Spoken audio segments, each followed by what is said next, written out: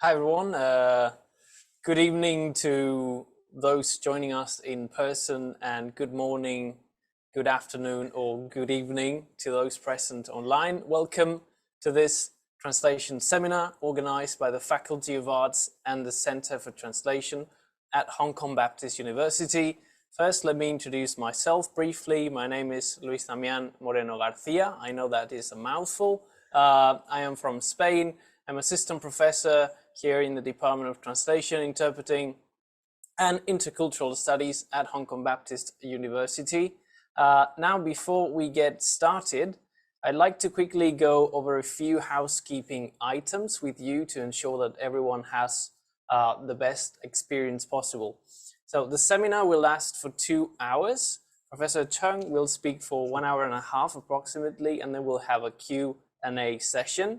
During the Q&A session, for those of you joining us online, please use the raise hand button if you have any questions or comments. You can find that button inside reactions. Okay, then you can unmute yourself, turn on the camera, and speak directly to Professor Cheong. You can also type your questions in the chat box. We'll be monitoring the chat and we'll read the questions that you have raised. And for those of you joining us in person, we have a mobile phone set up to record your questions, and Esther will be passing it around. Now, let me introduce our distinguished speaker, Dr. Siu-Sai Cheong. He's an associate professor in the School of Translation and Foreign Languages at the Seng University of Hong Kong. He's the program director of the Bachelor of Translation with Business and the Master of Arts in Translation, Computer-Aided Translation, as well as the former Director of Deep Learning Research and Application Center. Dr. Siu-Sai Cheong received his BA, MPhil, and PhD in Translation from the Chinese University of Hong Kong. His research interests include translation and interpreting technology, computer-aided translation, natural language processing, artificial intelligence for the creative industries, Buddhist scripture translation, and the history of Chinese translation. All of them very interesting, if I may say so myself. His publicly funded projects include machine translation of IPO documents and a hybrid approach to the translation of government press releases, supported by the Innovation and Technology Fund and the Research Grants Council. So it is a great pleasure to have you with us today. I'll give you the floor. Thank you, Professor Cheong. Okay, thank you so much for your kind introduction. So first of all, I'm very happy to have this opportunity to be here to talk about artificial intelligence and financial translation. And first of all, I'd like to take this opportunity to express my gratitude to the Center for Translation and also Professor Liu for your kind invitation. I hope my presentation today will not be too boring. I try to make it as interesting as possible. But first of all, I'd like to share with you my screen first. So let's see if you can see my PowerPoint file. Let's give it a try now.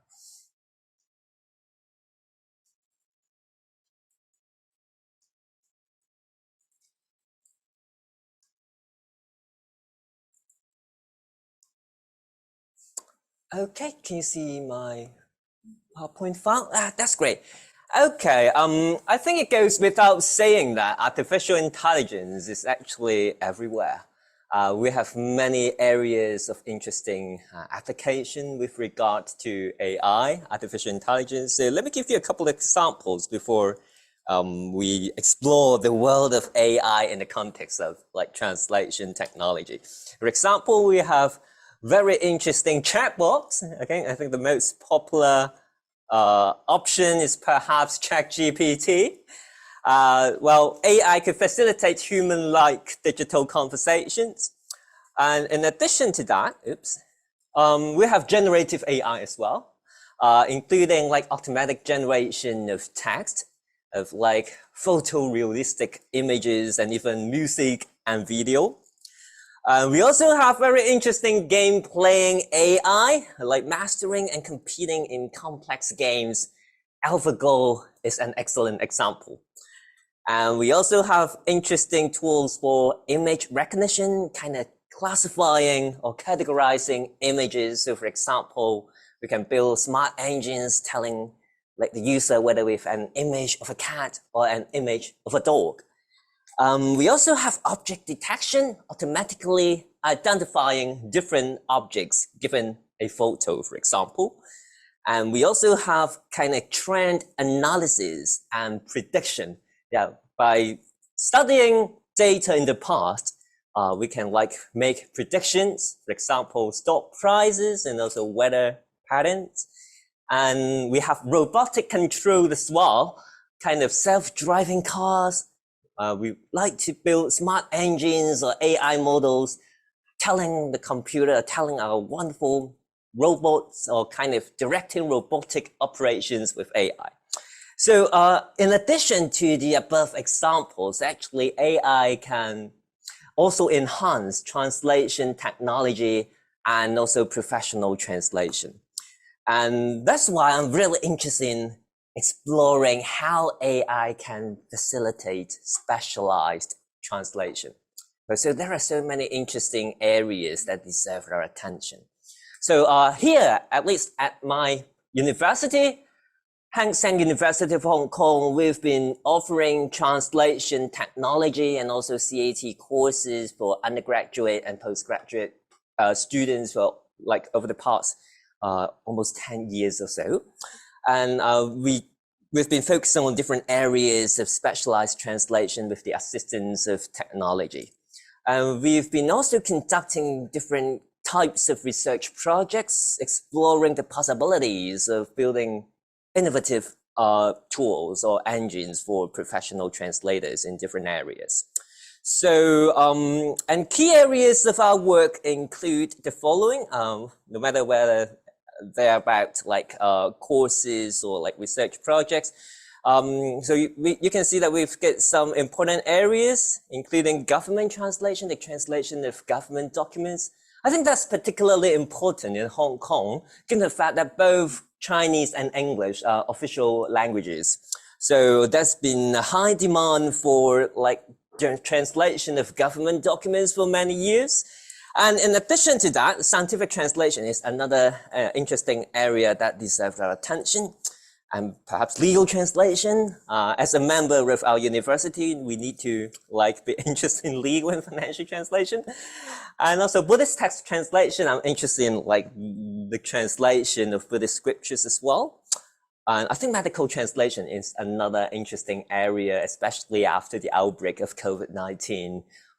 Like the importance of like medical and pharmaceutical translation. Like can be, I mean, has been well recognized by different sectors since the outbreak of the pandemic. And another area, digital entertainment translation. There are many useful examples. Like for example, the translation of subtitles for online video clips or like short video, or kind of IG stories. Focusing on like interesting like expression of ideas and concepts on other social media platforms like Twitter and so on, kind of digital and of course live streaming like Netflix and many other like video platforms available nowadays. Journalistic translation is another interesting area. Sometimes journalistic translation could be challenging given the fact that it's more than translation. Sometimes you need to rewrite the entire piece of text. And of course, our focus today is financial translation. And although there are many interesting areas that deserve our attention, we'd like to focus on financial translation today. So my focus of this talk is, first of all, I'd like to highlight some recent advancements in the world of AI. We've seen so many interesting applications and developments over the past 5 or 10 years or so.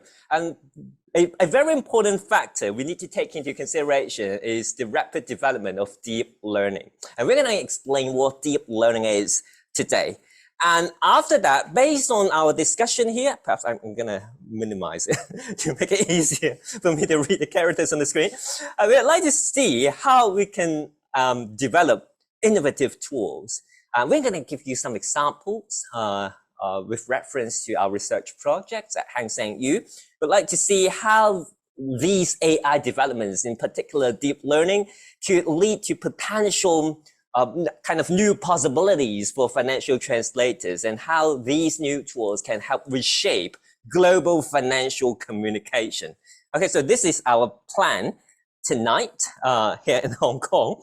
Okay, so my outline is as follows. First of all, I would like to give you an overview of financial translation in Hong Kong, highlighting its significance, challenges, as well as opportunities, so that it might be easier for you to appreciate the importance of technology in the context of financial translation in Hong Kong.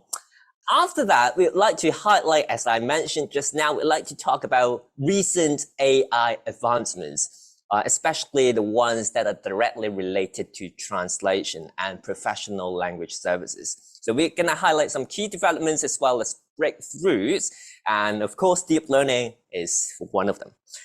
And we're going to share with you our examples, our tools developed based on the latest advancement in the world of AI, to see how new tools, in addition to existing tools in the world of financial translation, for example, translation memory and terminology databases, how new tools, how AI could help us design new tools, and how such tools could potentially contribute to more effective and efficient financial translation in Hong Kong.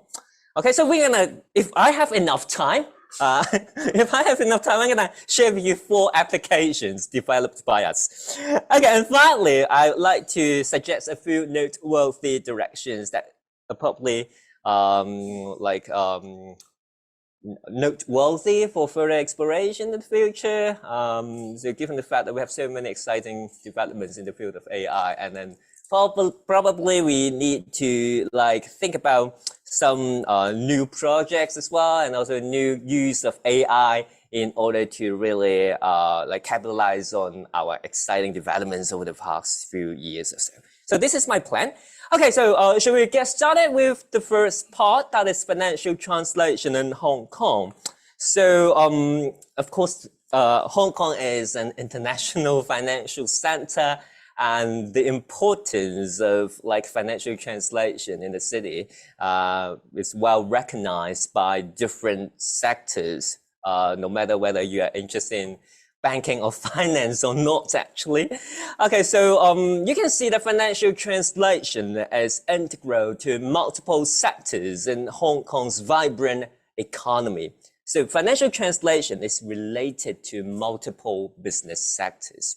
So for example, you can see we have banking and finance, and then we have investment management, okay? And also insurance is another key area. In addition to that, we have real estate. So although there are a number of factors affecting our economy, perhaps in the near future, we still need to have financial translation, no matter what the situation is. And then we have accounting and auditing, and finally, legal services. So you can see the financial translation is closely related to so many factors in Hong Kong, and it's really important. And more specifically, when it comes to significance of financial translation in Hong Kong, I would like to highlight the following areas. For example, it's important for us to have enhanced communication between different parties. Because in the world of investment and banking and finance, there are so many key players. We have investors, we have service providers. Okay, we need to make sure that no matter what language they speak, they can communicate in an effective way. Okay, so facilitating cross-language interactions among investors, clients, and stakeholders. That's point number 1. Point number 2, I think transparency is critical in terms of the success of a financial center. We need to keep things presented in a transparent way. Okay, so we need to have effective and efficient financial translation services so as to ensure accurate understanding of financial reports, contracts, fostering informed investment and trust. trust is really important in the success of a financial center, especially in the case of international transactions. And another important area is related to legal compliance. Okay, so we need to maintain compliance with not only legal requirements, but also international financial laws. And also, this is important for us to reduce legal risks. There are so many regulations, laws and regulations related to like banking and finance, and even the operation of different companies. We have like CAP 622, for example, companies ordinance, and so on. So we need to pay attention to like listing rules as well for listed companies in Hong Kong. So many laws and regulations that deserve attention. And finally, last but not least, we want to have global market reach. So successful financial translation could help us enable us to have kind of effective engagement with international clients, investors, increasing potential for foreign investment.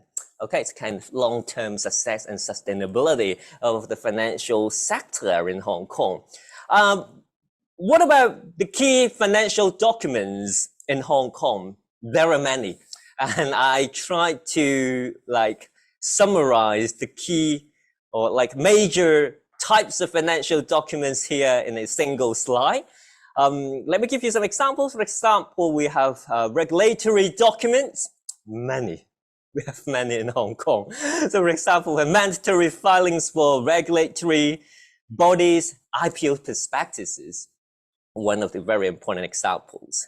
Okay, so it's not uncommon for us to have an IPO prospectus comprising 500 or 600 pages, and then they need to be available in both English and Chinese, and the translation cost could be very high.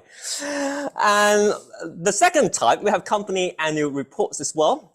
Annual reports, very important, providing useful information, like so that our investors can have a better understanding of like annual overviews of companies' performance and activities. Okay, so annual report is another very important kind of financial document in Hong Kong. And we have corporate announcements and circulars, particularly important in the case of listed companies. We have like announcements in terms of like unusual price movements, and also kind of new activities or initiatives that could affect stock prices. We need to have kind of proper disclosure accordingly. Okay, so important updates and news for stakeholders, for example, major corporate decisions. And the next one, we have market insights and financial news. So sometimes like different banking institutions or like other financial like service providers may offer like kind of insights and also offer recommendations with regard to how we can make better investment decisions. And we have kind of newsletters, for example, and also financial news articles, kind of investment analyses and financial news articles. Of course, we have so many financial products nowadays, and then we need to have proper marketing materials as well. So you can see we have kind of product information, newsletters, websites, and even mobile apps. We need to localize our mobile apps. For example, online banking, mobile banking, right? And then of course we have legal and contractual documents as well. Okay, so we have many. Again, we have legal agreements, we have contracts, we have disclaimers. Okay, so we have many disclaimers in financial operations. Okay, so you can see that we have so many types of financial documents, and translators actually expected to have a good understanding, not only translation or like multilingual communication, but also the financial world. Okay, and different industries actually in order to succeed in the world of financial translation. So we have so many challenges when it comes to financial translation. Let's take a quick look at them. For example, we have terminology.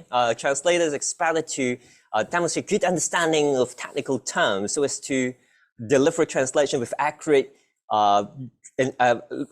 terms and also industry jargon.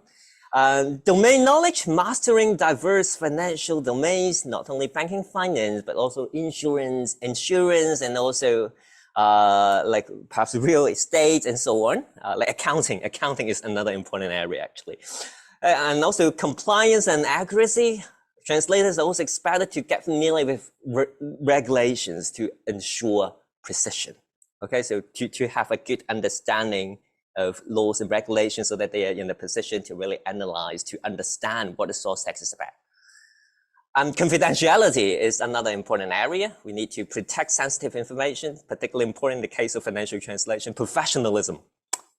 And also time constraints. Translators are expected to deliver their translated output given kind of really short period of time. And also you need to pay attention to the fact that the source text is really complicated, as I've just mentioned. So we need to strike a balance between like handling, like, of course, translators need to be careful. At the same time, they need to manage speed and accuracy as well.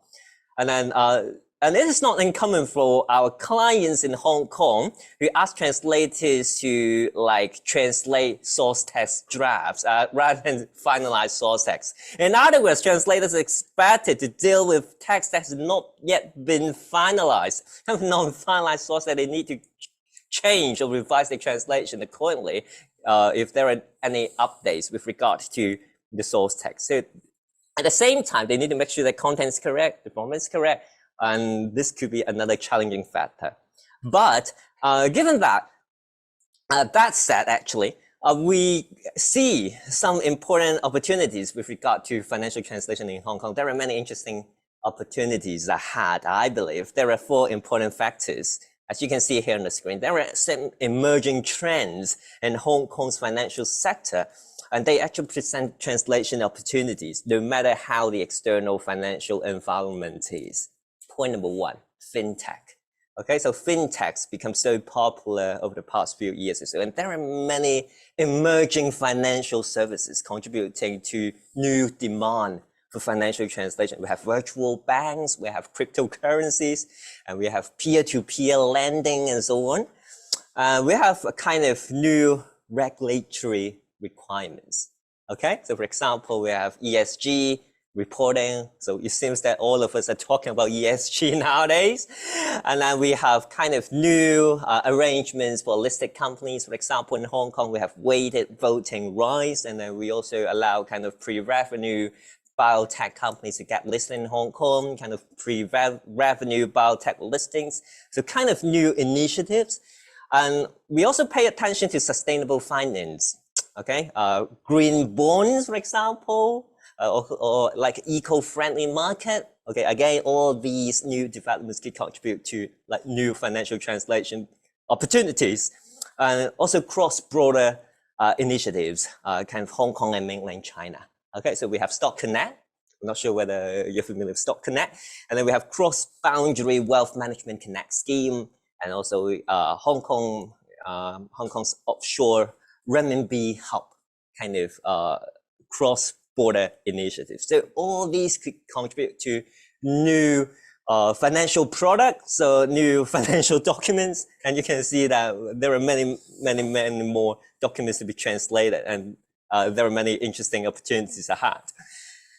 Okay, so currently, of course, given the fact that we have kind of surging demand for financial translation, it's important for us to make good use of technology to enhance the process of translation. And currently, we have many tools available. For example, you can see the ones showing on the screen. We have specialized dictionaries and glossaries.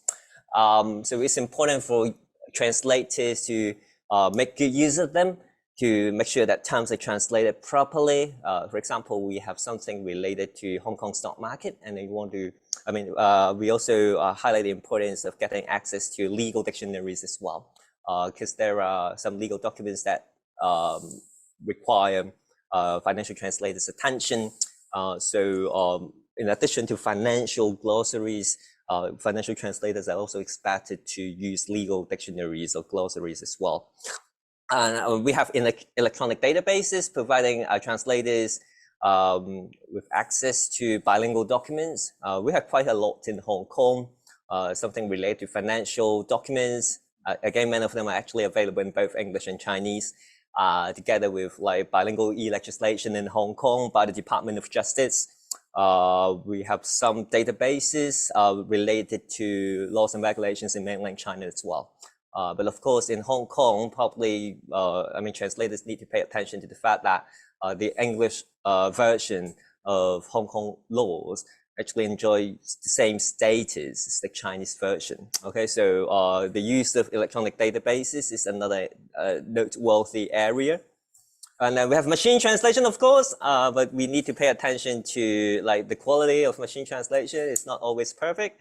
And in addition to that, confidentiality is another issue. So you probably don't want to send your confidential document to a third-party server for further processing. You really need to pay attention to that. And also document comparison tools. They are very common in Hong Kong. So for some financial printers or translation companies, they've been in the field for many years, and translators working for these companies can actually get access to documents translated before, for example, annual reports over the past 10 years or so.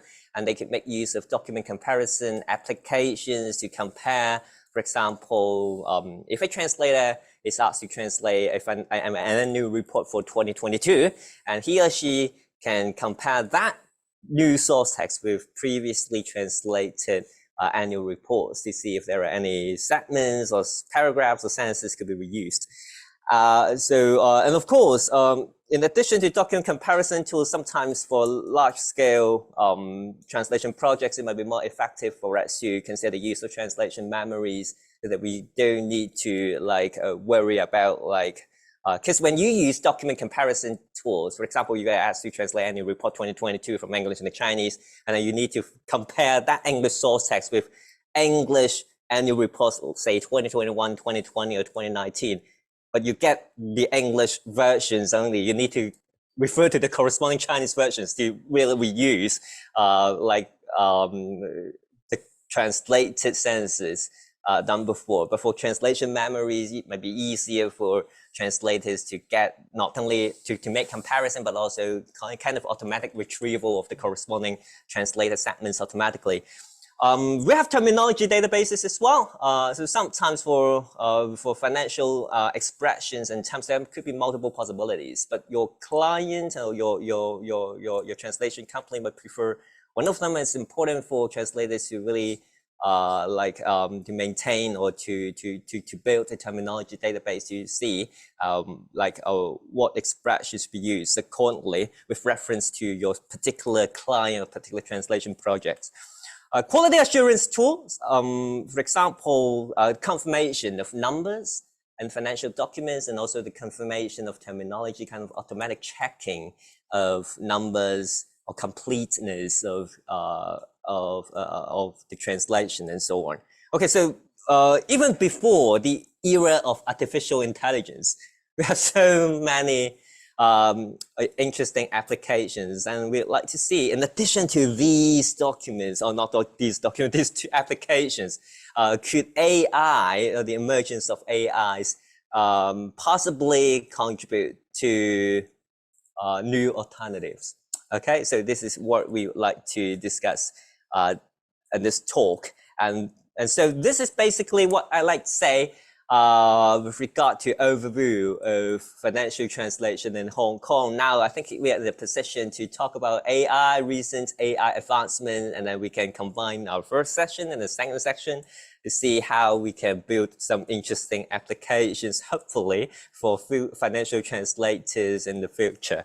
Okay, so shall we take a look at our AI advancements? And I think when it comes to AI, there are three very important concepts that need to be explained. So the first one is, of course, AI, artificial intelligence, and there are two similar terms, but they are actually a little bit different if you consider the actual content. The second one is called machine learning. So it is again about AI, but what's the connection between artificial intelligence and machine learning? And we're going to explain that very soon. And then the third one is deep learning. And as I mentioned at the beginning of this talk, deep learning's been playing a very important role So since, for example, let me see, around 10 years ago, with regard to kind of exciting developments in the field of AI. Okay, so what are they? Well, actually, let me give you an example. The definition of AI is very simple, but at the same time, it could be really complicated. There are so many possibilities. I'd like to consider a very simple one. That is, we want to build engines that can process information just like us. Okay, so for example, we can handle complicated issues, or we can understand language, we can generate text, we can like not only text, actually images and also video clips and so on. So we want to build smart engines that can work like us. Okay, so a very simple example of AI is just like what I mentioned at the beginning of this talk. That is kind of image recognition. So I give the computer a photo, and the computer should be able to tell whether it's a cat or whether it's a dog. This is an example of AI, and of course, automatic translation is another example of artificial intelligence. So AI is clear when it comes to how we can really like build smart applications, or how the possibilities of building different types of applications. How can we build such applications? There are basically two methods, two big areas. The first one is related to the design and development of rules. So we want to like write or design rules telling the computer, well, for example, in the case of translation, when you see word A, please translate that word as another word, word B in the target language, and so on. We can design many rules. In the case of like image detection or recognition, you can like design many rules to teach, teach the machine to like to tell what to identify whether with an image of a cat or image of a dog. Alternatively, we have the second approach, kind of data-driven approach. Instead of designing rules, sometimes it's really hard for us to design effective and efficient rules to really, especially when we have very complicated problems. Because if you don't really understand that problem in an adequate way, it's rather difficult for you to design good rules. So another approach is data-driven approach. We just provide the machine or the computer with a number of like examples, and the computer tries to learn from these examples. Okay, so this is the second approach, and the second approach is probably more popular, much more popular nowadays. And this is something related to machine learning. That is, the computer tries to learn from data. Okay, and more specifically, when it comes to machine learning, it's not difficult to imagine that. Well, actually, there are so many ways for the computer to learn from data, many different methods available. And in other words, well, so there are a wide range of ways for kind of algorithms allowing the computer to learn from data we collect. And one of them is just deep learning. So deep learning is one of the methods in the world of machine learning, and machine learning is one of the ways to build AI applications. So they are kind of interrelated. So perhaps I can summarize the interrelationship between like AI and machine learning and deep learning in this chart. Okay, so instead of designing rules in the case of symbolic AI, you want to provide our computer with data sets so that our computer can learn from examples. And there are different ways for the computer for our computer to learn from data in the past, and deep learning is just one of them. Okay, so for more information about deep learning, I'm gonna share with you an article later related to like deep learning. But here I would like to give you a summary first, so that it might be easier for you to really understand what that article is about. So when it comes to deep learning, there are a few important features I'd like to draw your attention to. The first one is about the use of multi-layered artificial neurons. And the second one is related to feature extraction and representation. While I didn't explain how deep learning is different from other machine learning methods, and key difference is the use of multi-layer artificial neurons for automatic feature extraction and representation. Key difference. We're going to explain that later. And the third one is related to versatility across domains. So you can see deep learning is interesting that you can apply similar principles to a wide range of areas, not only image detection, but also natural language processing, and even like text generation, image generation, and even ChatGPT and so on. But deep learning actually plays a critical role in the development of ChatGPT. ChatGPT is based on deep learning.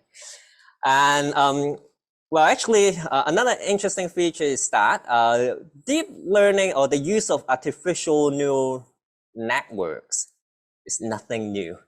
It was proposed many years ago. Okay, but its popularity maybe served until like 10 years ago, because of the fact that deep learning requires kind of powerful hardware, software, and algorithms. Okay, so conceptually, deep learning is nothing new, but in terms of implementation or kind of real-world application, deep learning is relatively new compared with other machine learning methods. Okay, so perhaps I can explain briefly the first feature. Okay, so multi-layer artificial neurons. So let me invite you to consider our example again. That is image detection, like classifying images to see whether an image is a cat or whether that is a dog. So the basic operation of a deep learning model is like this. So we have an image first, and then we want to have raw input of image. For example, we can divide our image into pixels, and then each pixel is given a number. Okay, so we have kind of raw input of image.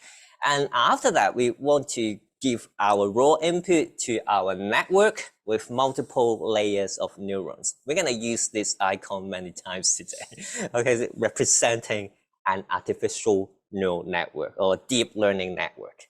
And after that, we have more meaningful representation. Okay, again, so initially we have a string of numbers. Okay, so each number indicates kind of pixel value. Okay, but later after this neural network, we have more meaningful set of numbers that can help us make better predictions or make decisions and so on. Okay, so for example, with reference to this more meaningful representation, we can, the model can tell whether we have a cat or a dog in our input image here. More specifically, artificial neurons are loosely inspired by biological neurons. So you can see an example of a biological neuron here on the screen. The idea is simple. So you can see a neuron comprises the following parts. We have dendrite, we have soma, we have axon, and then we have axon terminal. But the main idea is very simple. Can you see the arrows here? Can you see the arrows? So a biological neuron gets input values from other neurons. And then after kind of processing, right here, we have a mechanism to decide whether the neuron should be activated or not. Okay, and then kind of the activated neuron or the signal will be sent to other neurons. So you can see the design is very simple. Okay, so the same applies to our artificial neuron. Again, we have multiple inputs. Okay, and then each input is given a different weight, representing the corresponding importance of that input value. And then we have a mechanism to decide whether this artificial neuron should be activated normally speaking, we have kind of output value determined by kind of activated function after the computation here. And this output can be sent to other neurons for further processing. So I think the most important point right here, you can see that for a single neuron, we receive multiple input values and we have a single output value. But what if we need to have multiple output value? the solution is simple. We have multiple neurons, right? Okay, so, but I would like to draw attention to one point, that is actually we can modify our neurons' behavior by just adjusting the weights. So the most important thing, to me at least, is the weight values here. They can be adjusted. So how can we build an engine that can learn from data? What is the process of learning?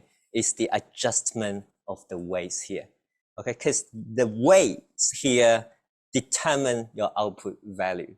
And if the weights are appropriate, you get correct output value, you get wonderful output. Okay, so this is something related to artificial neuron and training. Okay, so of course, it's not good enough to have only a single artificial neuron. We need to have many in order to convert our input values to many output values. And that's why we have, that's why we have this artificial neural network. So you can see we have kind of input layer here, something similar to what we had in our previous slide. But this time we have actually n neurons here. And then and each neuron gives one output value, because we have many neurons here, we have many output values. So you can see that if your neurons are properly trained with useful data, of course, the neuron can convert your raw input into kind of more meaningful output, and that output can help us make better decisions. So this is basically how artificial neural network is. Then what about deep learning? Deep learning, so you can see that we have one layer. So you can see this is one layer of neurons. This layer of neurons comprises multiple neurons. And perhaps we can further expand this idea. Instead of having only one hidden layer, we can have many. And this is deep neural network. So instead of only one layer of neurons, we can have multiple layers of neurons capturing more sophisticated patterns. And theoretically, if we have more neurons, more layers of neurons, the output values could be more meaningful, because we are in a better position to get more sophisticated features from our raw input. Okay, so this is the first one. And the second feature, as I mentioned just now, it's important for us to recognize the fact that we can have kind of automatic feature extraction and representation with the help of artificial neural networks. So you still remember the machine learning, the concept machine learning explained earlier? There are actually data-driven methods. So we would like to compare deep learning with other machine learning methods. So of course, there's a similarity. That is, both approaches, whether you're talking about deep learning or general methods, they require data, training data. But when you consider other deep learning, other machine learning methods, for example, you want to build an engine that can tell whether an image is a cat or a dog. You need to, the developer, the engineer, need to specify what features are important. So for example, you need to pay attention to the shape or size or color of the ears, nose or tail, and so on. So the engineers need to make use of their expertise or like their domain knowledge to design how features are extracted or identified. But in the case of deep learning, you don't need to do that. You just need to have a large data set, and the neuron or our neural network or deep neural network will try to identify useful features automatically. Because sometimes what are important to us, for example, when we believe that the shape of the ears of a cat is very important, but computationally speaking, they might not be really important. Such features might not be really important. The computer can tell what features are important by just referring to the data provided. So this is a kind of important difference between deep learning methods and non-deep learning methods or other data-driven methods in the world of machine learning. So it's like we go hiking. Instead of using a map provided by others, we create our own map to suit our needs.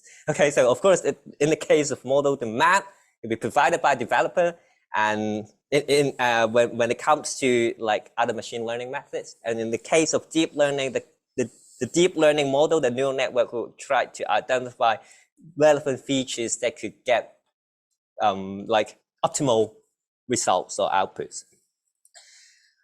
So with regard to the third feature, versatility across domains, so, as I mentioned before, another interesting feature of deep learning is that you can make use of similar principles to build engines across domains. For example, for image recognition, you have input and then we have network, and then we have this output, a cat or a dog.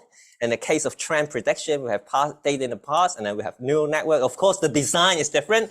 Basic principles should be more or less the same. Okay, and then we have like future value prediction. And then for sentiment analysis, we want to see whether a blog post is showing positive or negative sentiment.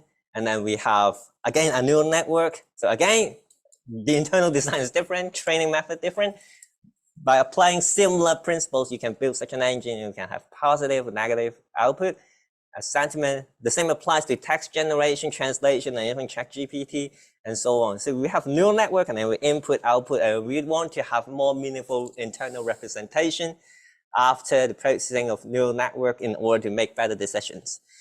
Okay, so I'm not going to explain this in great detail with regard to resurgence in popularity, but you can see that there are 4 important factors contributing to like the success of deep learning over the past 10 years or so, including the availability of data. We have big data, and we have very powerful hardware for kind of model training that is about the adjustment of weights. So of course, if your model is small, you don't need to have very powerful computers.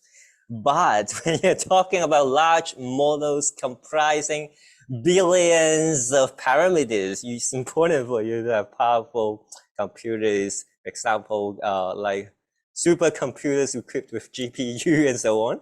We need to have deep learning algorithms, and they probably involve kind of advanced mathematics. And we also have kind of programming tools facilitating the design and development of neural networks. Okay, so when it comes to deep learning, there are a few key components. Of course, we need to have data first, and then you need to design your network, and we need to have a good algorithm in order to train our network or to train our model. And there are 4 key tasks. The first one, you need to collect data, of course, and there are different types of data sets, including training, validation, and test. And then the second one, we need to design our model. For example, how many neurons do we have, or how they are connected? So I gave you a very simple example in one of our previous slides. You can see we have kind of fully connected neural network, but there are many other possibilities. Okay, so the number of neurons, the number of weights, the number of connections between neurons, and so on. And you need to train your model. There are a few key processes, including forward propagation, loss calculation, back propagation, optimization. I'm not going to explain them here. And also we need to evaluate our model. Okay, so let me give you a one slide summary of like the training process. That is how we can build an engine that can learn from our data using neural networks. So for example, we want to consider the development of a neural network that can tell whether an image is a cat or a dog. So what you need to do, you need to have many images first. So some of them are cats, some of them are dogs. And then after that, you have kind of initial model. So we have weights. Do you still remember weights? The weights are initially randomly assigned. Okay, so and of course, initially without training, then the model can like generate kind of random outputs. Okay, so for example, the first one is cat, or that could be a dog actually. The second is dog, the third one cat, the fourth one is dog. Okay, so kind of wild guesses initially, kind of because we have randomly assigned parameters. So we need to have training. we have, while we are collecting our training data, in the case of supervised learning, we know the model answer, right? We know that the first one is a dog, the second one is a dog, the third one is cat, the fourth one is cat. So we want to compare our wild guesses here with our model answers, our correct answers. Then we can calculate the rate of error, the overall error, the loss or the cost. Then, based on this difference or this error, we try to adjust the parameters. Perhaps the first one, we need to adjust it upward, the second one, adjust it downward, and so on. Okay, and then we ask the model to make prediction again to see if the performance could be enhanced with the revised set of parameters. We repeat the process until the loss is lower or to a level that is satisfactory. So this is basically how training works. So for example, in order to tell whether our training is good or not, we have a separate set of data that is called validation data. So we want to use some unseen data, not seen during the stage of training, and to see if, and ask the computer, ask the model here to make predictions and to compare the predictions again with our actual outcomes. To see whether the performance of the model is so satisfactory when unseen data are provided. And then of course, validation data is mainly related to the determination of whether, training is good enough or not. And for text data, we would like to see, after the completion of training, we would like to have kind of assessment of the overall performance of that model. So I'm not going to talk about this. This is kind of mathematical representation of each of the steps I've just described. I described that verbally in my previous slide. Formally, it's like this one. We have training data set. And then this is our model with matrices and also vectors as our parameters. And then we have kind of initial predictions. And this is the loss value, the cost. And then by making use of the cost or the loss value, the overall error rate, we can determine the amount of adjustment. So you can see we have partial differentiation here, determining the amount of adjustment of individual parameters. We have theta representing our parameters here, okay, and then you repeat the process here. Okay, and as far as validation is concerned, we have the same model. You can see theta here, and then we want to have new set of prediction values, and then we want to compare the loss with the training loss here to see whether our training is on the track. So this is basically how it works. So it's not uncommon for us to see charts like this when you read publications related to deep learning. Okay, so in the context of translation, I think a key example is neural machine translation, or NMT. So conventionally, we have many ways to build automatic translation engines. You can see 3 examples on the screen. We have rule-based MT, we have example-based machine translation. We also have statistical machine translation. So rule-based MT is somehow related to symbolic AI, as I mentioned earlier. For example, we design rules to tell the computer how to do translation. So a very simple example is shown on the screen here. I go to school by train. And then you want to have a set of rules telling the computer how to do word-for-word translation. Okay, so you can see the second line here, we have word-for-word translation. And finally, you have another set of rules telling the computer how to reorder expressions in the target language. Of course, more specifically, there are a few possibilities, a few approaches to rule-based machine translation, but it seems that rule-based MT is no longer popular nowadays. And the second one is called example-based machine translation. We want to ask the computer to make reference to similar sentences in order to generate the translation. For example, I go to school by train, and if we have a large database containing sentences like I go to school by taxi, and the computer can make reference to that example by revising the example retrieve, the computer can generate a new translation. And statistical MT, popular before neural machine translation, we'd like to calculate probabilities. We have 2 models, we have translation models, we have language model. We calculate the probability of translation or the probability of a sentence in the target language. So these are conventional methods. When it comes to NMT, the idea is simple. We want to have source text first. You still remember that for artificial neural networks, we want to find useful internal representation of meaningful sets of numbers capturing the feature of source text. So we give our source text to an encoder, a neural network, and that's called encoder.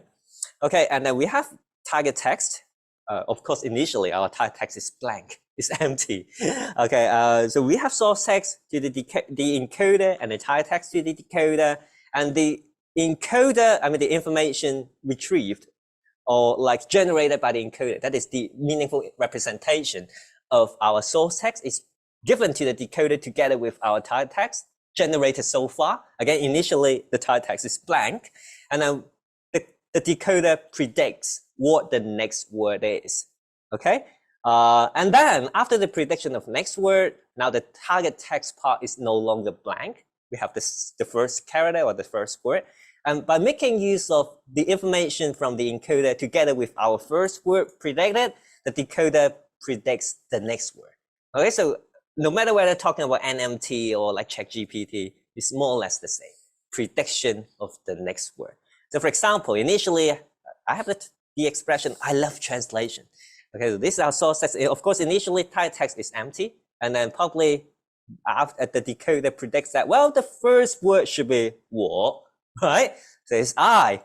Okay, and then after that, based on I love translation and 我, and then perhaps the decoder we come up with like I 我喜欢, and then the next one 翻译. Okay, so kind of step by step, word for word, not word for word, word after word, token after token generation. So this is basically how NMT works. Whether talking about Google Translate or DeepL, more or less the same. So it's kind of, we have a technical term here. So technically, the approach I've just mentioned is called octoregressive NMT with encoder and decoder. And technically, or if you can consider this flow chart, we have the source text first, and then we have encoder. This still remember theta here represents kind of our parameters in our encoder. Okay, and then it generates kind of internal representation of the source text. And we have the decoder. Again, it considers the internal representation of the source text together with our target text generated so far. So we use this symbol, y smaller than t here, representing target text so far. Consider t to be our current time step. And then we have internal representation of target text, and then we generate or predict the next token step by step. Okay, so repeat the process here until the last token is generated and we have the target text. Okay, so informally we have this a kind of probability, conditional probability you can see here. Given x and y smaller than t, we predict the current token or the next token yt with two sets of parameters, including theta for our encoder and phi here for decoder, and applying our rules in the world of probability. We have this p x given y. X is our source text and y is our target text.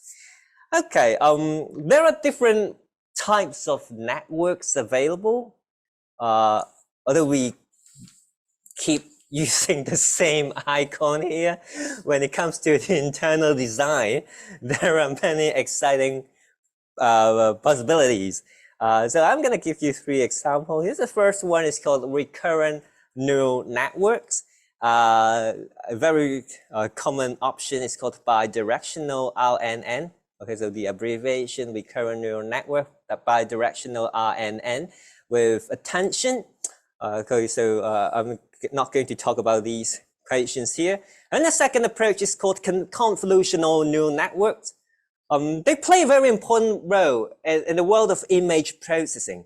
Okay, and they could also contribute to automatic translation. Okay, so we in the world of translation, we'd like to use something called one-dimensional convolutional layer. Okay, but for image processing, you want to consider like layers with support for data and kind of higher dimensional space. And the last one is called self-attention neural networks. And probably many of you know what a transformer is, kind of artificial neural network in the context of deep learning, of course. So we apply kind of multi-head attention with queries, keys, and values. And this is actually the one adopted by ChatGPT, that is self-attention neural networks with many, many parameters. Okay, so as far as ChatGPT or like GPT-3 is concerned, if I remember correctly, there are 175 billion parameters. 175 billion. How many parameters do we have in our toy example of artificial neuron? In our previous slide, we only had 3 parameters. But for ChatGPT, we have 175 billion. Okay, that's a big difference. Okay, so that's all for my very brief overview of deep learning and the latest developments of AI. Now what I'm going to do next is to share with you some applications developed by me in terms of like considering the incorporation of like deep learning methods and recent AI advancements into the design and development of translation applications that could potentially benefit financial translators, complementing existing applications like machine translation, translation memory databases, and electronic dictionaries, and so on. Okay, so here I would like to give you 4 examples here, discussing how AI could contribute to innovation in translation technology going beyond existing tools. So the first one, I'm gonna talk about term extractor. Okay, extracting terms from financial documents. I think term extraction's been very important over the years because we want to have kind of standardization in terms of terminology. In the world of interpreting, it's important for us to have glossary compilation. So if we have an effective way of like compiling glossaries, extracting bilingual terms, that could facilitate not only translation, but also many professional language services. So this is the first platform. And if I still have time, how much time do I have? I still have around 25 minutes, right? I do my best. And the second platform is called IPO Translate. This is another platform related to financial translation, and this is somehow similar to automatic translation engines like Google Translate and DeepL, but this one is especially designed for the translation of IPO prospectuses. Because if you are familiar with IPO prospectuses in Hong Kong, you can see that the writing style and the use of expressions pretty different from general Chinese writing and English writing. And the use of general automatic translation platforms might require a lot of post-editing. And there were some translators who say, wow, perhaps manual translation is better than automatic translation or MT with post-editing if you need to do a lot of post-editing work afterwards, and we would like to change that situation. So the third platform is related to kind of smart dictionary. So I'm going to explain what a smart dictionary is, and you can see the term text explainer. The basic idea is that we like to build an engine that can help translators and perhaps readers of financial documents understand what the text is about, explaining the content of the source text to be translated. Because sometimes when a translator is given a very complicated document, he or she needs to have kind of background research first in the first hand, especially if he or she is not familiar with that subject matter. So would it be possible for us to consider not only the use of electronic dictionaries and your favorite search engine, we want to have a more kind of translator-friendly application to facilitate that kind of text, to facilitate the understanding of the source text to be translated. I think that could be applicable to other areas, not only financial translation, but also like medical translation or pharmaceutical translation and so on.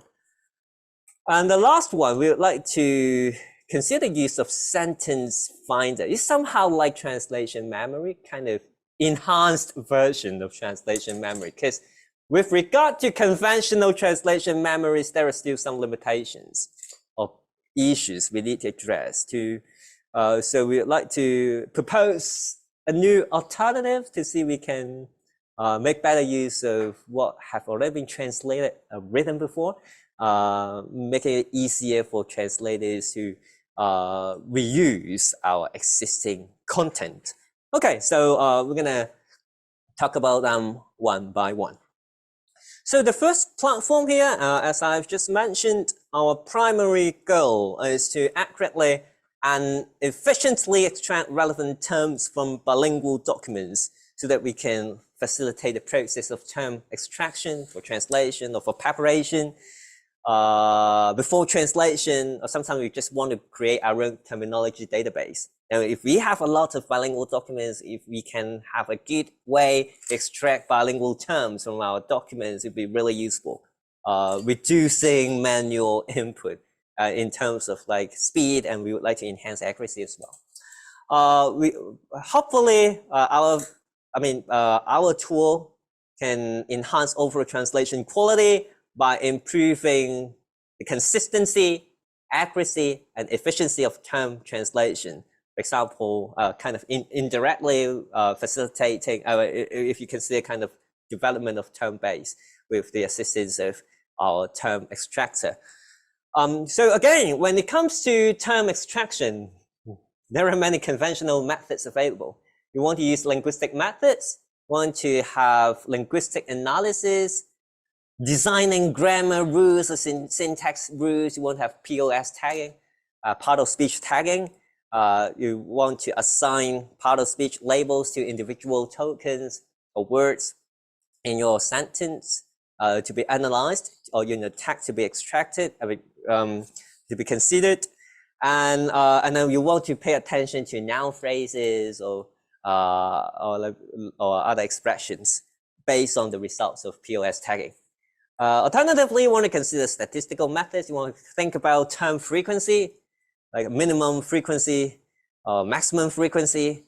You want to consider document frequency as well, like TF-IDF, okay? TF-IDF, like kind of term frequency, inverse document frequency, and so on. So there are many parameters or like issues need to be considered by the user. For example, term length. Okay, so in order to use statistical method, for example, we want to define minimum or maximum length of terms, typically in number of words. For example, please extract expressions like one word expression, two word expression, or so on and so on. And you need to consider frequency and statistical thresholds. We want to set a minimum occurrence count. So this is very common nowadays when it comes to like statistics-based term extraction application. For example, please only consider terms that appear at least 5 times in our document. Okay, and you need to establish thresholds for statistical measures like what I've just mentioned, kind of minimum score of TF-IDF. You want to consider part of speech patterns as well.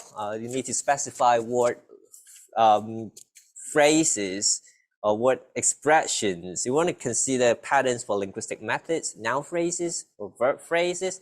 You need to specify dictionary or stop word list, because sometimes common expressions like internet or the article are very common, frequently used, and you don't want your term extraction tool consider such expressions in the final output.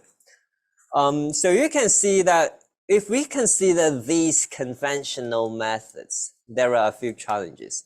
So the first one, term length. If you like specify the minimum length of expressions to be retrieved, sometimes useful or relevant terms or expressions might exceed the user specified length. And secondly, if you consider frequency-based limitations approach, so sometimes there could be expressions that are less frequently used, but they are important, right?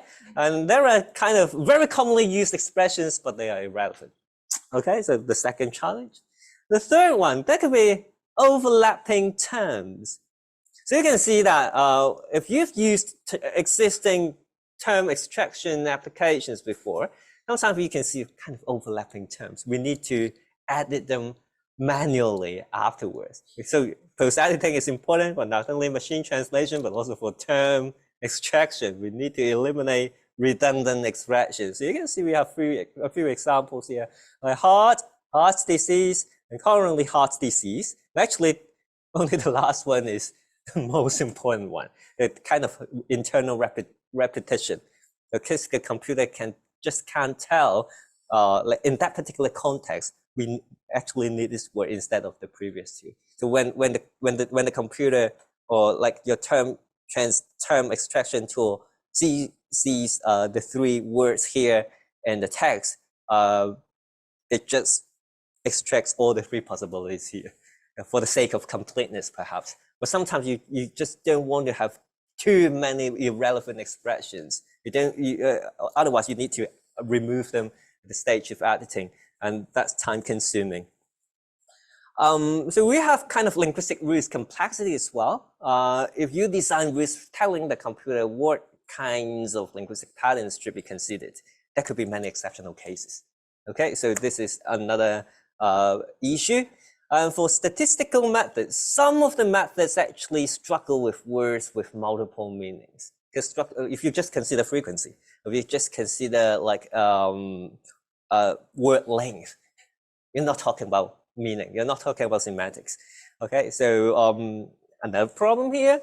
And the last one, if you consider the use of currently available term extraction tools, it's important for you to have adequate number of bilingual documents for term extraction, especially if you consider TF-IDF. You need to consider like many documents. But what if I just have a short passage? So this is sometimes when we like compile a mini glossary, we don't have many bilingual documents. We only have a few annual reports or short articles or newspaper articles. Then certain statistical methods might not be really applicable. So we want to find alternatives, and neural networks could provide us with an option. Okay, so this is the term extractor developed by me. So you can see this is the user interface first. So you can see that the user interface is simple and straightforward. We have two areas. The first one, input area. We have our text in English and our text in Chinese. Because it's bilingual term extraction, we need to ask our user to provide text in English and the corresponding text in Chinese. And the user clicks the go button, and the results are shown here in the second half of our tool, containing bilingual terms extracted by our platform. So you can see the first one was that International Financial Center in English, and then 国际金融中心 in Chinese. Okay, so we have a few terms here shown here on the screen. Okay, how does it work? A non-mathematical explanation of how this works. We use kind of one sentence summary. It is related to deep learning. That's it. So, but if you want to have more sophisticated understanding, it's somehow like this kind of flow chart. We have bilingual documents, and then we use a neural network to do term extraction, and then we have bilingual terms. And then we have another neural network that's optional to have kind of enhancement, to eliminate unnecessary terms and expressions. And then we have kind of refined list of bilingual terms. So this is basically how it works if we did not talk about mathematics.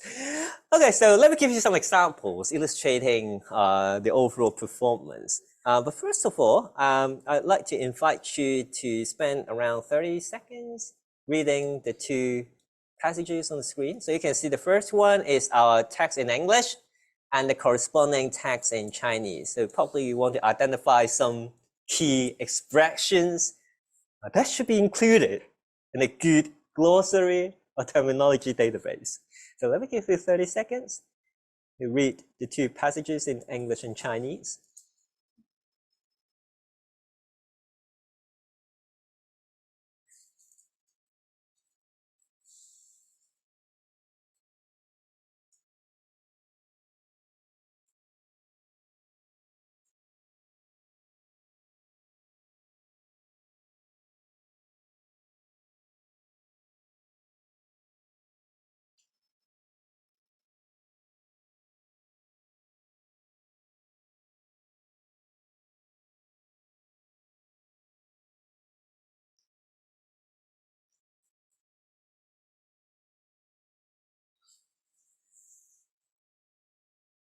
So probably you've already come up with a short list of interesting terms that should be included in a professional glossary. So I'm going to show you the following. So this is actually based on the term extraction results provided by an online tool. I'm not going to tell you the name, with the following configurations. I'd like to invite you to assess the quality first using conventional methods. So with the following configuration, minimum frequency 1, because we have a very short piece of text, and a length range 1 to 8. So in other words, words with length smaller than 8 will be included. So this is the extraction result. Are you happy with this? So it seems that some of the expressions are not included, and you can see a few items, especially the ones highlighted, actually problematic, incomplete. Like foreign businesses, it's not the same as the one in Chinese. Like financial markets, it seems that there's a missing character here, 市场. Okay, and then Hong Kong's, it's about Hong Kong financial market, right? So financial market is missing here. And then we have by business initiatives. Where is initiatives, the word in Chinese? So you can see that there's still much room for improvement. So if you really want to make use of this, you need to first of all, consider the appropriateness of each of the term, each of the expressions here. And then after that, you need to add some items manually, perhaps, because they are not extracted automatically. Would you like to consider this one? This is our tool.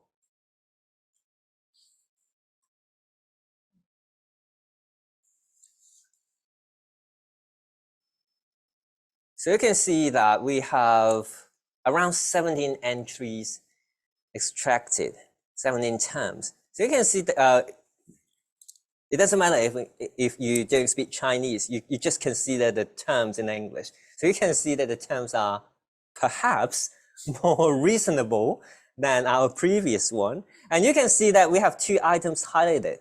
They are a little bit different, I mean, in terms of like meaning. Like policy of low and simple taxation. So we have this one. It seems that simple is not bad, okay, but that could be fixed pretty easily at the stage of like revision. And for fair market here, we have fair here, but for competition here, it's not extracted. Okay, so but generally you can see that when it comes to the amount of editing required or revision required, probably this tool could like provide you with a good starting point, at least a draft, so that you can really enhance it afterwards instead of like having to do everything from scratch or like having the need of like revising the draft list substantially after term extraction. Okay, so oops.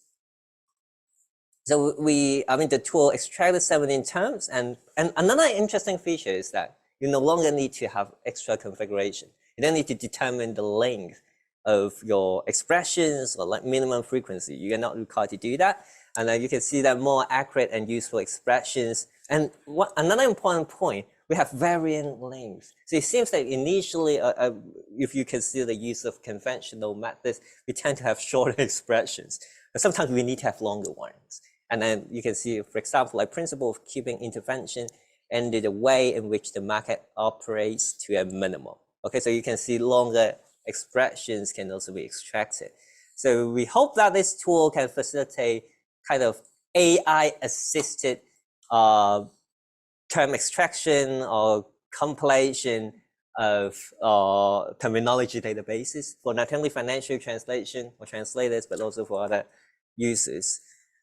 So I still have around 5 minutes left, right? I'm not sure whether I can describe or explain all the 4 platforms. Let's see. The second one is called IPO Translate. Well, this one is actually a project supported by the Innovation and Technology Fund. Let's say around a few years ago, we get around 1.7 million Hong Kong dollars for that project.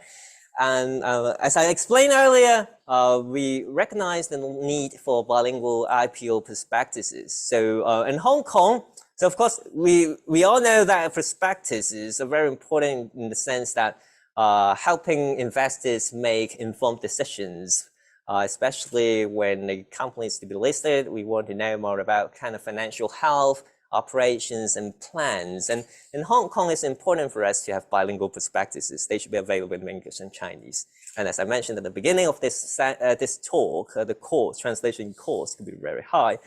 And this has led to a high demand for professional translation services to ensure accurate and timely translations. But of course, we can use currently available machine translation engines like Google Translate and so on. But many of them are actually designed for the translation of general documents rather than listing documents like IPO prospectuses. So in terms of terminology and writing style, we need to have kind of a lot of post-editing work afterwards. So our solution is like this. We have IPO Translate. So we propose a specialized NMT system. So it's NMT, and it is especially designed for the translation of IPO prospectuses with the following two features. The first one, we have two domain-specific engines that are trained on not only general documents, but also specialized documents, including sentences or content related to IPO prospectuses.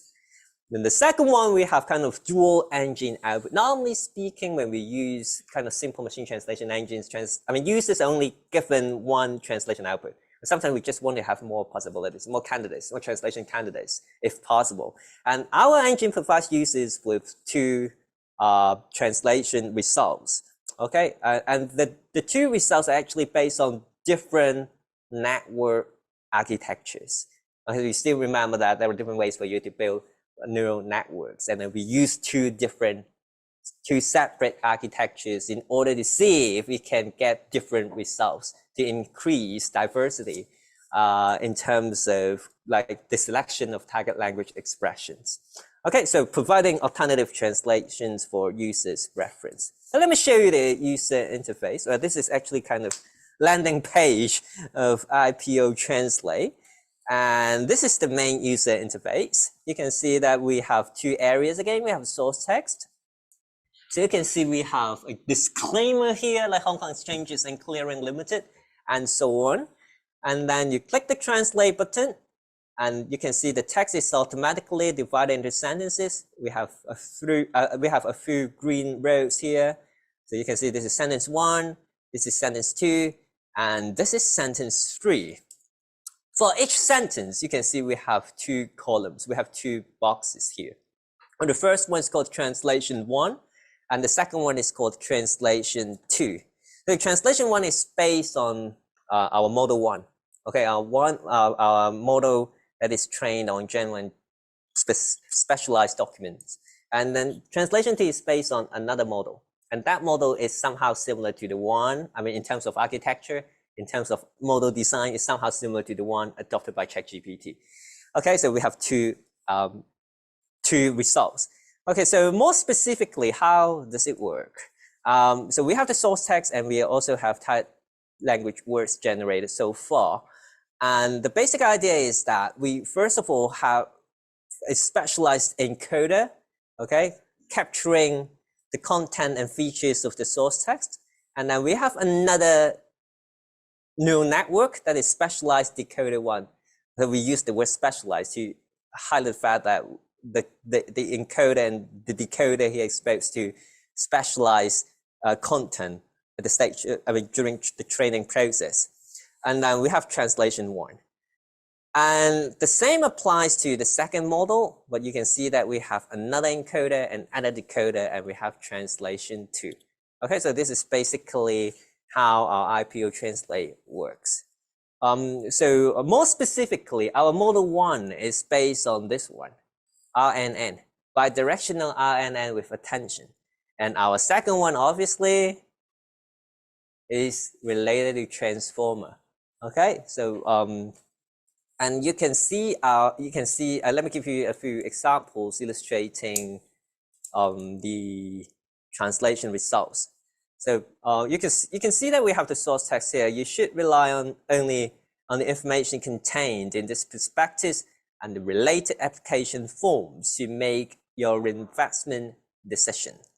Okay, and for human translation is for your reference here. So you can see kind of very interesting writing style in Hong Kong. So you can see kind of expressions somehow related to classical Chinese, perhaps. So let's take a look at our translation results. So let me give an example generated by a famous online MT engine first. I'm not going to tell you the name again. So you can see that we have this one. So you, this is translated as 您, okay? 招股说明书 for IPO prospectus, 信息 information, and 您的投资决定, okay? So somehow like our daily Chinese, but not in our IPO style of writing.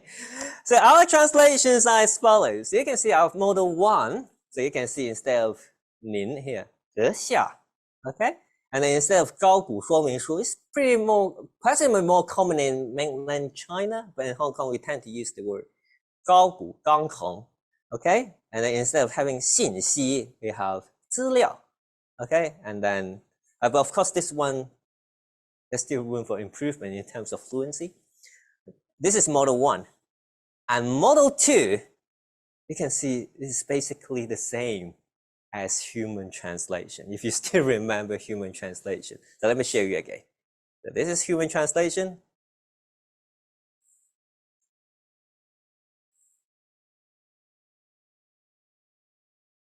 And this is the one generated by model 2. But this is not always the case. Our model 2 can provide a translation that is exactly the same as reference translation.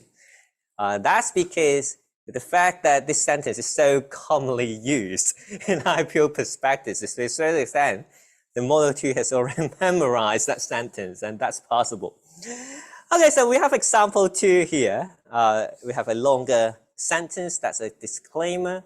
Like Hong Kong Exchanges and Clearing Limited, the Stock Exchange of Hong Kong Limited and Hong Kong Securities Clearing Company Limited take no responsibility for the contents of this prospectus, make no representation as to its accuracy and completeness, and expressly disclaim, kind of disclaimer, right? Any liability whatsoever for any loss howsoever arising from or in reliance upon the whole or any part of the contents of this prospectus. So one sentence input.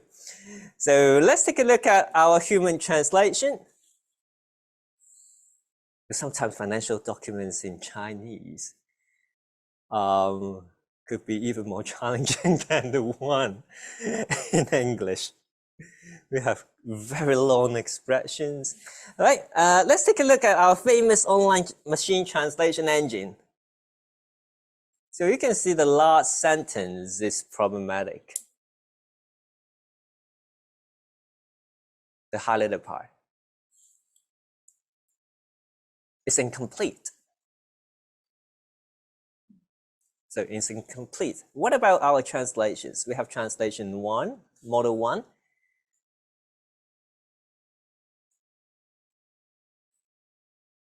But this one is actually added. This is wrong. It's not included in our source text. So this is something pretty common in the world of deep learning. When you use, for example, ChatGPT, sometimes the model or the chatbot gives you information that is not true, that is not real. So this is something common in deep learning. Look, it depends on kind of training process. Making things up, for example, and you can see the term here is incorrect. 这个香港证券结算有限公司 it should be this one instead. 香港中央结算有限公司 but for the second one, again, it's very close to, it's very close to human translation. Almost the same. This is based on the second model or transformer model.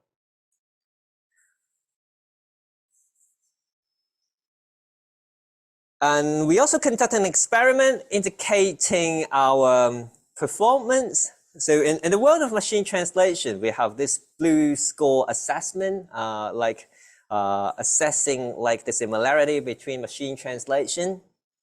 Of course, the one generated by your automatic translation model with reference translation.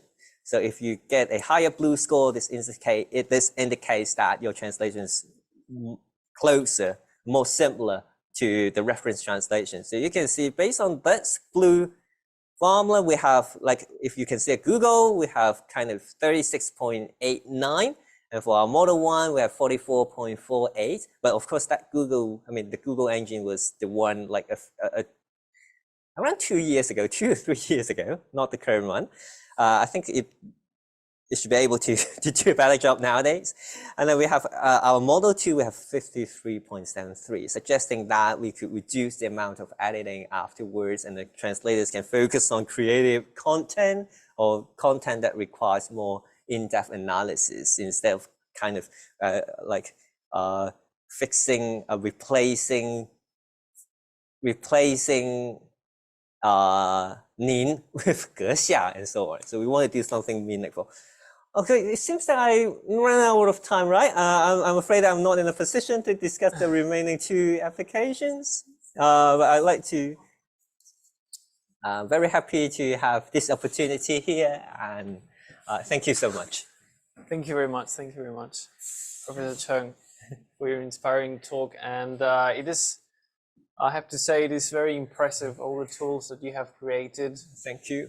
You've basically really expanding the possibilities that we have here. So we've got some questions already in the chat. So we've got one from Daisy Guo. Daisy, would you mind just posing the question yourself, if that is possible?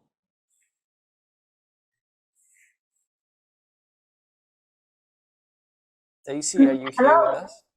Yeah, I can hear. Oh, hi. Hi, yeah, thanks for addressing my question. Yeah, I was asking whether these challenges are financial translation specific, or does it happen to other types of translation as well? Did you mean the challenges in terms of neural machine translation? Yeah, that's what I had the question with. Yeah, thank you very much for your question. I think when it comes to neural machine translation, for example, the addition of kind of content that is not found in the source text probably has something to do with our training procedure. Because when it comes to like financial translation or other forms of translation, like medical translation, or even like the translation of legal documents, if you have large data sets, it is less likely that you have problems that we discussed earlier. And because no matter whether you're talking about legal translation or financial translation or medical translation, as I mentioned before, in the world of deep learning, we apply similar sets of principles. And the overall training quality depends on the size of your data sets and also the quality of your data. Because if your data, very often in the world of bilingual, in the world of neural machine translation, we need to have bilingual sentences. If the sentences are not of high quality, sometimes the translation, for example, in the case of English-Chinese translation, the Chinese translation could be terrible and that could lead to problems. So no matter whether you're talking about financial translation, legal translation, or medical translation, if you don't have a large data set, and if you don't have quality data, you can still observe similar problems. And also, it also depends on the actual design of your neural network. If you don't have enough parameters, sometimes we need to have larger models in order to capture kind of sophisticated features of source text. That could also contribute to the overall quality. So to answer your question, I think no matter whether they're talking about financial or medical translation or domain-specific translation, if you don't have good training data, you don't have large or adequate parameters, and it's likely that you have similar issues. Yeah, that goes back to the question of differentiating the different words for those terms. Do you think like building a large database would solve the problem of telling the difference between the words with multiple meanings? Yeah, I think it depends on how you design. Did you mean that the use of a larger model could contribute to more reliable results in terms of term extraction? Yeah, yes. Yeah, definitely. But it depends on how you use your neural network, actually. There are so many ways for you to utilize your neural networks in the process of term extraction. You can use it to enhance term extraction results generated by conventional methods. Okay, but of course, if your the results based on conventional methods are not good enough, no matter how powerful your neural network is, it's rather difficult for you to have kind of significant improvement. And there are other ways for you to use that neural network actually in the process of term extraction. So you still remember that conventionally we can design linguistic rules to to have kind of part of speech tagging to identify phrases you need. Probably you can use something, we can consider the use of neural networks in the context like name entity recognition. Okay, so that's another possibility. So no matter how you really utilize your neural networks in the process of term extraction, we need to pay attention to the fact that there are many possibilities. And the second one, of course, it's more likely that you can get better results if you have larger models with a larger number of parameters. But there's still one thing that you need to pay attention to, that is, in order to have that large model, you need to have more training data, actually. And then it might be even more difficult for you to get quality training data in this regard. Second point is that you need to have kind of computational resources. If you have larger models, you expect it to have more powerful computers in order to make predictions. Yeah, I would like AI to help in this regard. Yes. Thank you for your questions. Thank you. Thank you, Daisy. We've got another question, which is, may I ask if the term extraction application, Ruben, would you mind just, if you're here with us? Oh yeah, would you mind just, yeah. Oh, hi. Hello. Good evening, gentlemen. Thanks for your talk, Dr. Su. Thank you. I was just wondering if your term extraction application is based on transformer-based word alignment language model. I was just curious. Thank you for your question. It's a transformer-based model. Okay. I guess my next question is, how do you identify valid multi-word expressions? Multi-word expressions. Right. Well, very good question. I think that has something to do with the internal embeddings.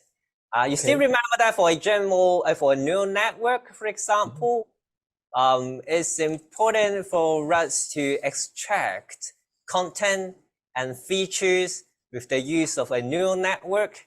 And that content or kind of internal representation can help us make decisions. And a very simple way for you to consider the appropriateness or completeness of a term extracted in English with regard or like compared with a term in like Chinese, you want to consider the similarity of the internal representation of the two terms. So if they are likely to be correct, equivalent, you can see that the internal representation, that is the two sets of numbers, should be more or less the same, should be similar.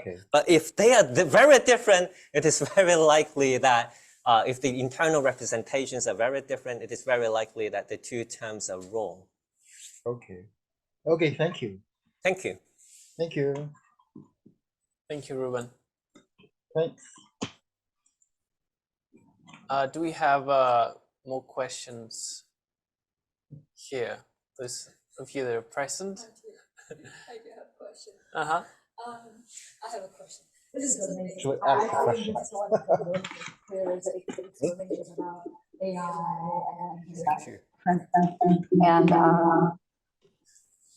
okay, shall I look at this here? All right.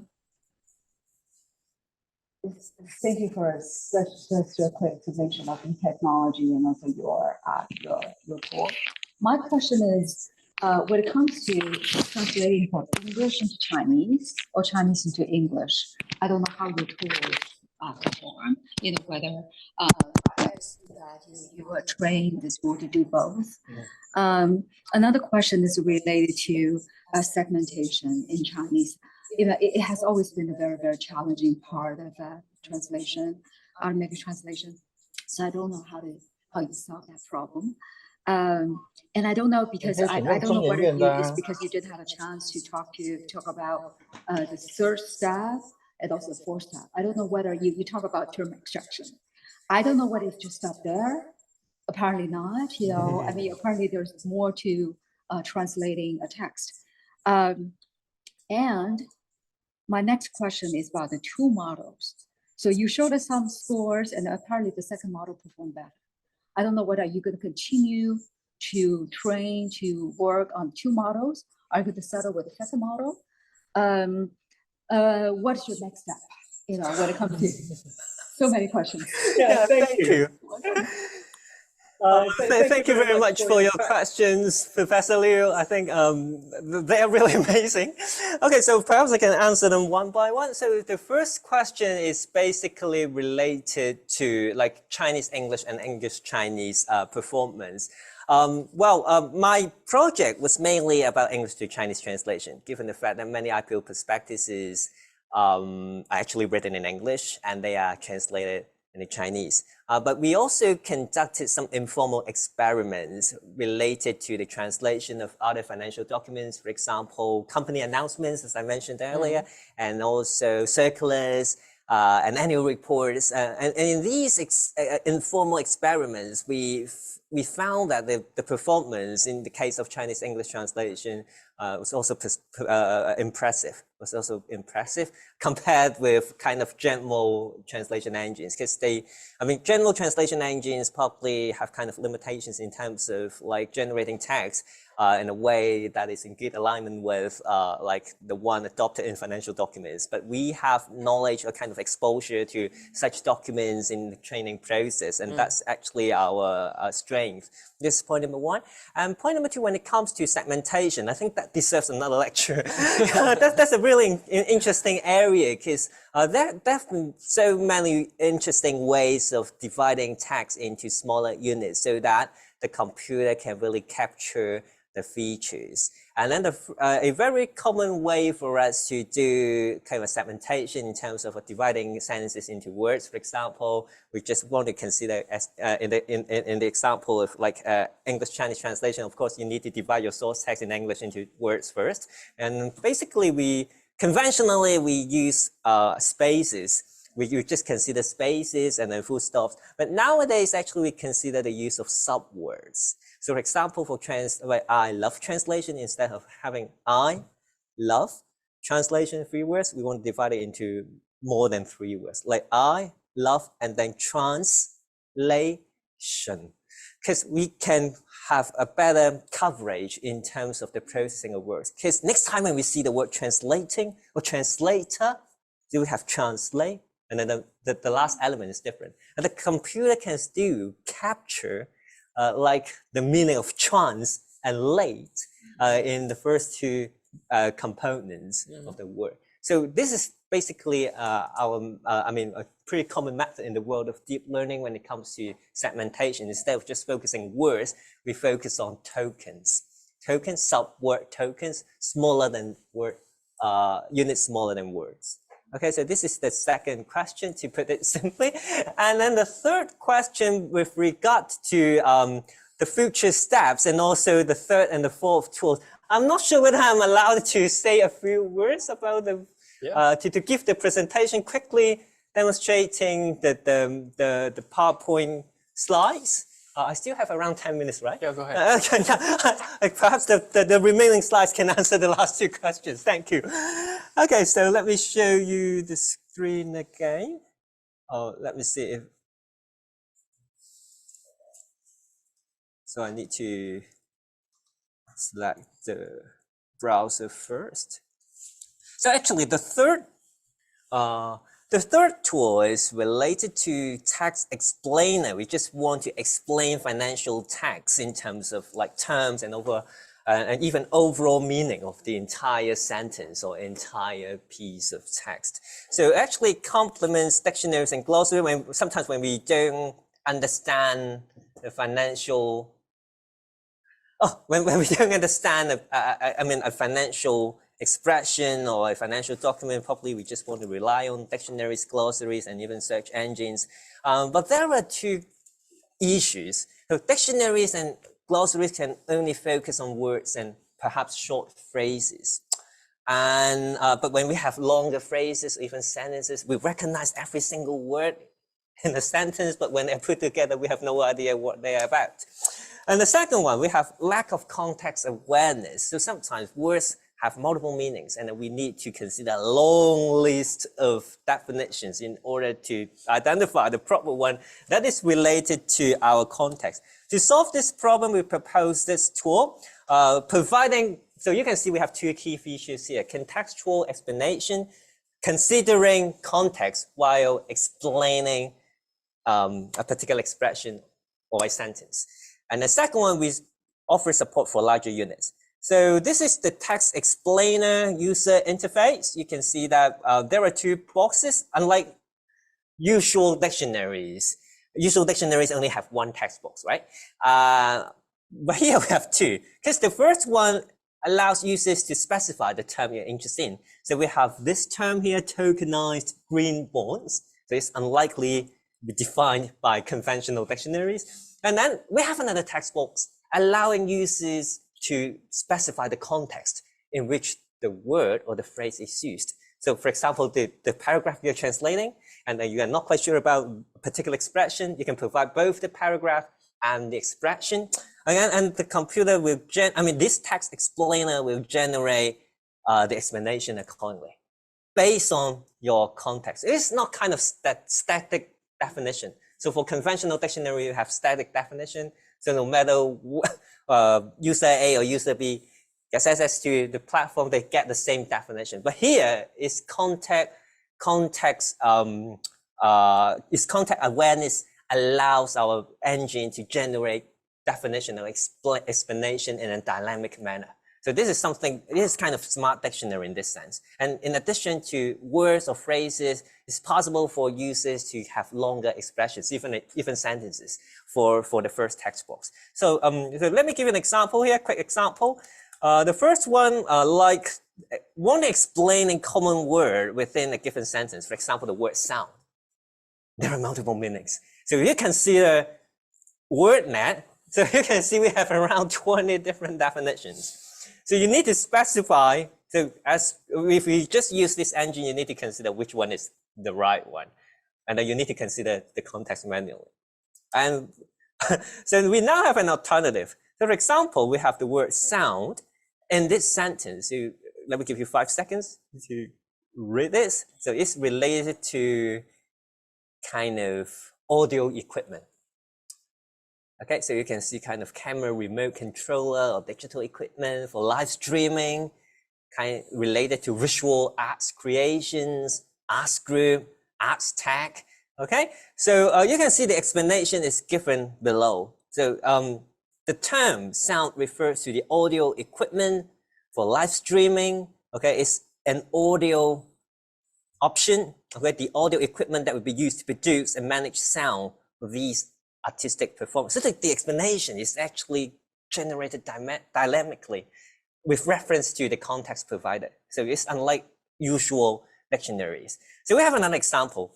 The same word sound here, but here the sound should be interpreted differently. So like Hong Kong is among the most advanced information and communication technology hubs in the world.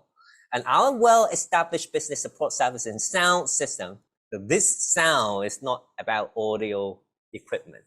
Okay, so you can see the definition here in the given financial context.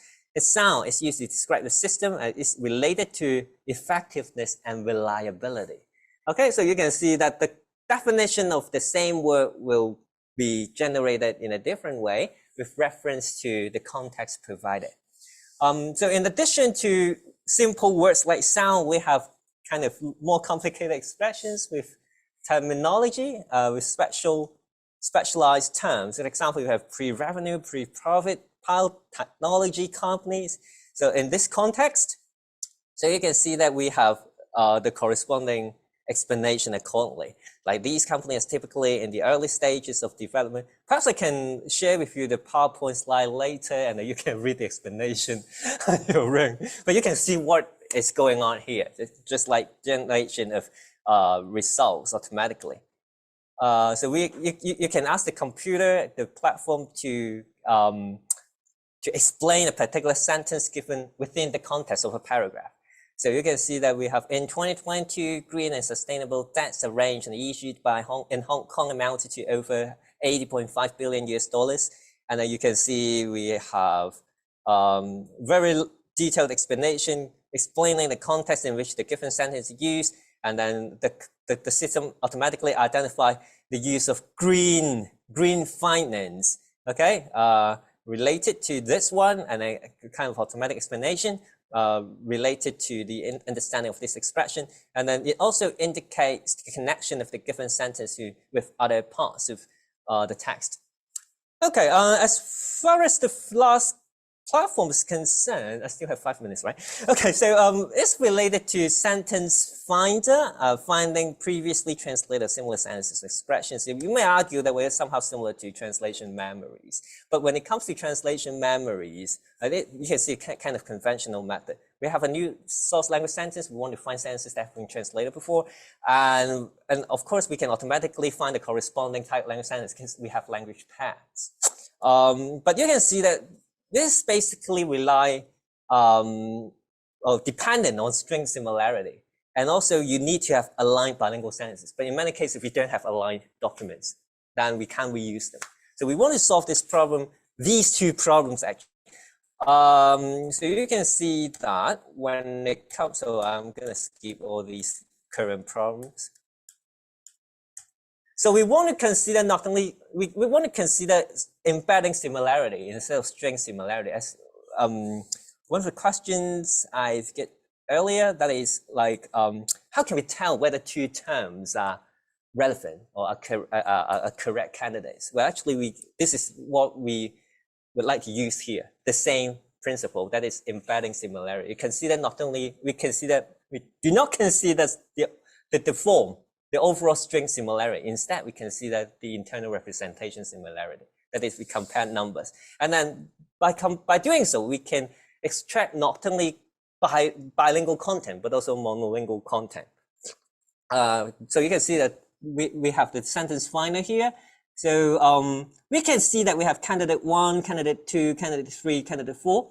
And our input is this company stock price fell.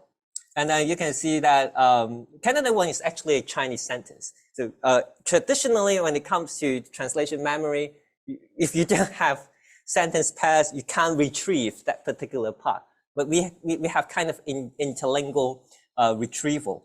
And then you can see that we have some other sentences. And you can see a score here for each of the candidates here. For example, 96.9, 96.3, 79.7, 77.8. Well, these scores are calculated based on like the similarity between our source language representation and type language representation. Perhaps it would be easier for you to appreciate. I'm going to skip this. Easier for you to appreciate the difference between traditional translation memories and our system. So you can see we have the company stock price fell. If you consider string similarity, that is how many words that can be found in both your input and your candidate. So you can see that, of course, this one is high because we have the company's stock price, they are the same. So we can have a very high score easily, but that doesn't make sense because that's actually semantically opposite. We are talking about stock price fell, but here we have stock price rose. Well, it is not really a reasonable score. And then you can see that we have this, the company stock price plummeted. That's good. But you can see that the last one is actually semantically similar to the second one, but we have a surprisingly low score because we don't have many words that can be found in both the input and the candidate. And now our solution is, so instead of comparing the number of words that can be found in both candidates, we consider the internal representation, the numbers. Okay, so you can see that this one is probably more reasonable. Right, so you can see this is lower than the original one, the previous one, 83.9. And so you can see this one is much higher, 96%. We consider the meaning. Okay, so much higher than the original one, 75.7. And then you can see this one is also significantly higher than the previous one, it's opposed to 32.3%. And even for this one, for conventional translation memories, it's impossible for you to have this kind of retrieval because we only have the entire text, but now we can still assign a score. That is 96.9. So you can see that it might be more convenient in the sense that, users can get the information they need without much filtering. And as far as the last question that is way forward is concerned, actually I identified 6 key ways forward in terms of in addition to support for popular languages, we can consider multilingual models that can handle multiple languages simultaneously. And perhaps we can use multiple models at the same time, just like IPO Translate, we use 2 models, but about 3 or 4 or 5. With regard to your question related to Transformer, we will continue to explore the world of Transformer, but we shouldn't overlook the importance of other artificial neural networks. Sometimes they could be computationally more effective and efficient. So that's why we will pay attention to all possibilities.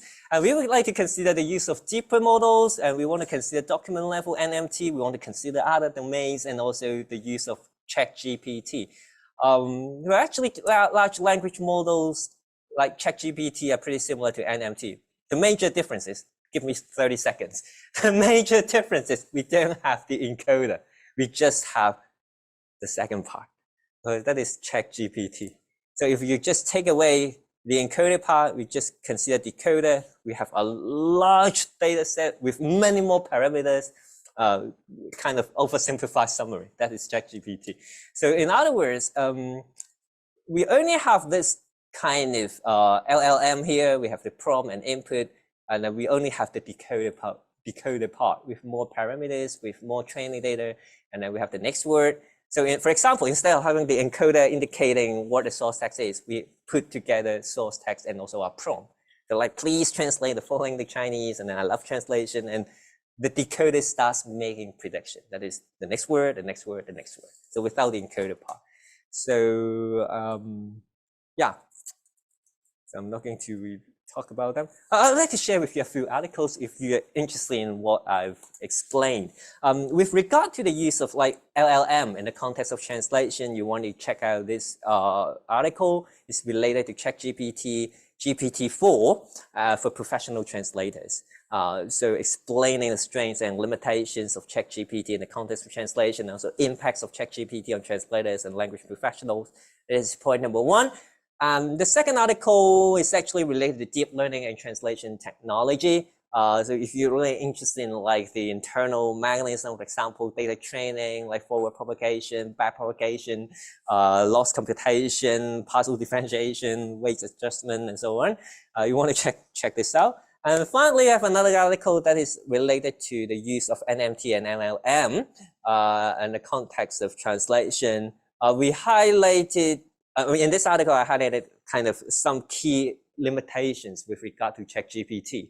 So there are some pitfalls we need to pay attention to, for example, the creation of content that is not found in the source text, and so on. We give you some useful examples illustrating the strengths and perhaps limitations as well. So I think there are many other possibilities ahead in the future.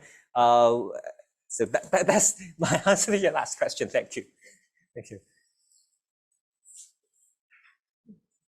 Okay, I think that's probably all the time we have. Thank you very much for participating both online and offline, and I hope you enjoyed this wonderful lecture. Hoping to see you again.